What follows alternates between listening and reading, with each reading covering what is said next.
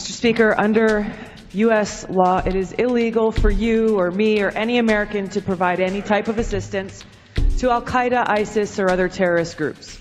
If we broke this law, we'd be thrown in jail. Yet the U.S. government's been violating this law for years, directly and indirectly supporting allies and partners of groups like al-Qaeda and ISIS, with money, weapons, intelligence, and other support in their fight to overthrow the Syrian government. A recent New York Times article confirmed that rebel groups supported by the U.S., quote, have entered into battlefield alliances with the affiliate of al-Qaeda in Syria, formerly known as al-Nusra. The Wall Street Journal reports that rebel groups are, quote, doubling down on their alliance with al-Qaeda. This alliance has rendered the phrase moderate rebels meaningless. We must stop this madness.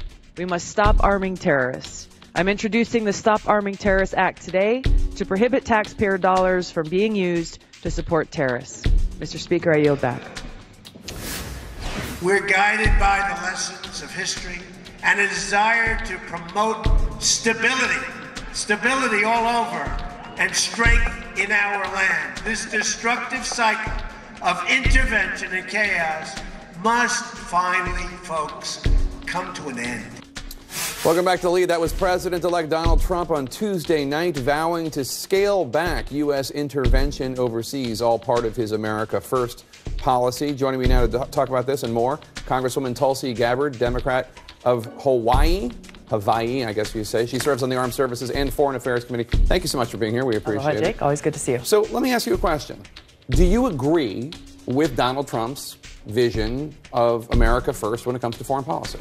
I'm glad to hear him talking about ending our country's interventionist regime change war policies. As you know, this is something that I've been talking about for years, that we need to stop the destruction that's been caused by our country continuously getting involved in these counterproductive regime change wars that not only end up strengthening our enemy in groups like ISIS and al-Qaeda, but they actually end up causing more suffering for the people in these countries where we are intervening, as in Syria now. I know you feel that way about Syria and Libya and Iraq. Do you feel that way about Afghanistan?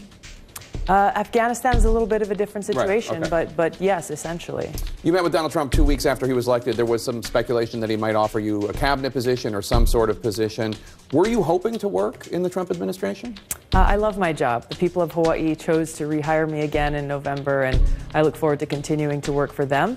My goal in going there, in receiving the invitation to speak to President-elect Trump, was to speak specifically about the situation in Syria, the dangerous consequences of escalating the regime change war that the United States is fueling there, along with countries like Saudi Arabia and Qatar and Turkey, escalating that through a so-called no-fly zone or safe zone, and urging him to end our regime change war there, to stop funding, both directly and indirectly, groups that are working with al-Qaeda and ISIS, and to stop funneling those dollars and weapons and other assistance through these other countries like Saudi Arabia, who are directly supporting these terrorist groups, who are supposed to be our enemy, who we're supposed to be fighting to defeat. And tell me about the legislation. You have a bill that you introduced today that would address loopholes you say have allowed American taxpayer dollars to fund terror groups such as al-Qaeda and ISIS in Syria. Are you really suggesting that the U.S. government is funding these terrorist groups? I'm not only suggesting it. This is the reality that we're living in. And not directly, most though. Americans, you know, if you or I were to go and provide money,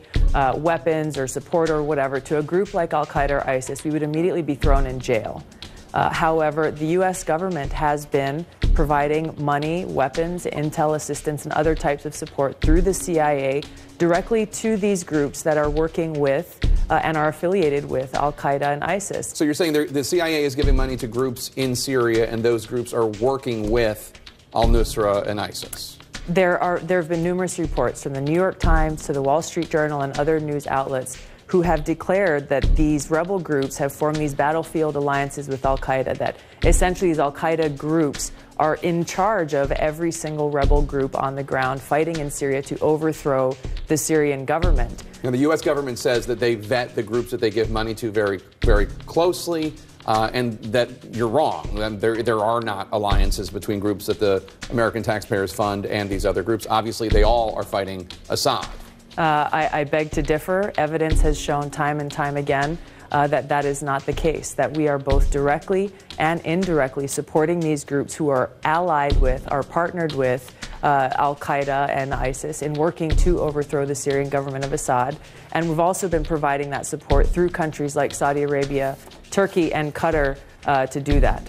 Quickly before you go, I know that some of your colleagues, Democrats, have expressed concern about too many retired generals being in the Trump cabinet. You have the National Security Advisor, General Flynn, and then also he's talked about General Mattis and General Kelly at the Pentagon and Homeland Security.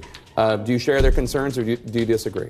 I don't share their concerns. In fact, as a veteran and as someone who's still serving in the Hawaii Army National Guard, I find it pretty offensive for people to outright discriminate against veterans. Here you have generals who have literally spent their whole lives serving our country, putting service before self, putting their lives on the line to defend democracy. And yet people are criticizing them and discriminating against them, saying just because you served as a general previously, you are disqualified from serving in a high position of leadership in our government. These people arguably have put far more on the line and are far more deeply personally committed to upholding and protecting our democracy than their critics. Congresswoman Tulsi Gabbard, thanks so much. Always good to see you. From a World War II fighter pilot